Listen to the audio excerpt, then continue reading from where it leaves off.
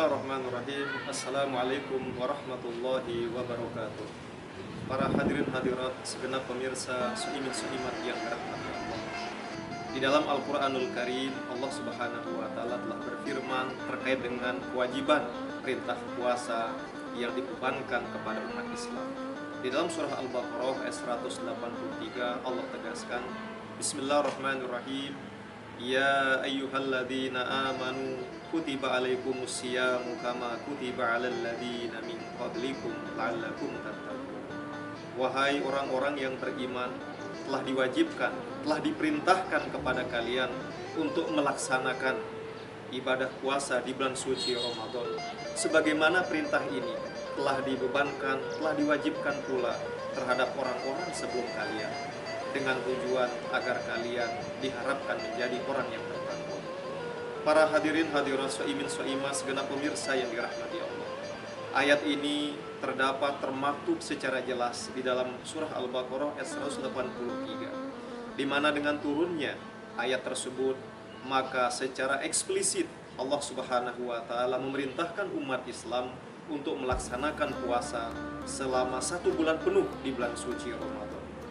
Para Suimin Suimat hadirin hadirat yang dirahmati Allah, ayat ini dalam beberapa riwayat dijelaskan, termasuk misalnya di dalam kitab-kitab tafsir, seperti misalnya Tafsirul Karim, Tafsirul Karimil Azim karya dari Syekh Ibnu Katsir, bahwa di sana dijelaskan perintah puasa ini turun ketika Rasulullah SAW berada pada fase Madinah, di mana pada tahun kedua Hijriah. Pada tahun kedua Hijriah ini memang kalau kita membuka lembaran-lembaran sejarah tasyri' hukum Islam, kita akan dapatkan para pemirsa bahwa paling tidak ada beberapa hal penting terjadi di tahun kedua Hijriah. Yang pertama adalah di sana juga lahir perintah tahwil kiblah, perubahan arah kiblat. Dari sebelumnya umat Islam menghadap waktu sholat itu di Masjidil Aqsa, Palestina, dan mengalih atau berubah menuju ke Ka'bah Al-Musyarrafah yang ada di Mekah Al-Mukarramah. Itu terjadi pada tahun kedua Hijriah. Kemudian kedua juga lahir perintah puasa, ayat ini yaitu tepatnya pada bulan Sya'ban tahun kedua Hijriah turun ayat ini, sehingga setelah itu beberapa minggu setelah itu datang bulan suci Ramadan, umat Islam melaksanakannya secara utuh 1 bulan penuh untuk mengerjakan ibadah puasa. Kemudian yang ketiga juga para jamaah, salah satu perintah yang muncul ketika tahun kedua Hijriah adalah perintah zakat fitrah. Sehingga sekali lagi tahun kedua Hijriah ini memiliki makna besar dalam sejarah formasi atau transformasi hukum Islam bagi umat Islam yang pada saat itu sudah mulai banyak jumlahnya dan pengaruhnya semakin kuat, terutama ketika berdirinya negara Madinah yang ada di kota Madinah Al-Munawwarah di bawah pimpinan baginda Rasul Muhammad SAW. Para hadirin kaum muslimin muslimat, Suimin Suimat yang dirahmati Allah.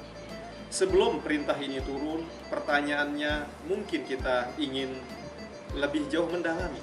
Bagaimana puasa umat Nabi Muhammad ketika Rasul diangkat berusia 40 tahun? Bagaimana bentuk puasanya?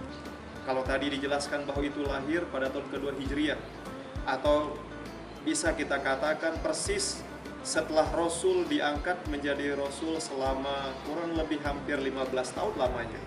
Karena 13 tahun pertama beliau mukim di Mekah Al-Mukarramah, perintah puasa belum turun. Tetapi ketika tahun kedua Hijriah, maka perintah itu turun.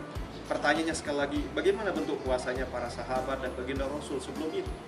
Beberapa riwayat para jamaah menegaskan bahwa para sahabat mengikuti pola yang ada dari umat-umat terdahulu.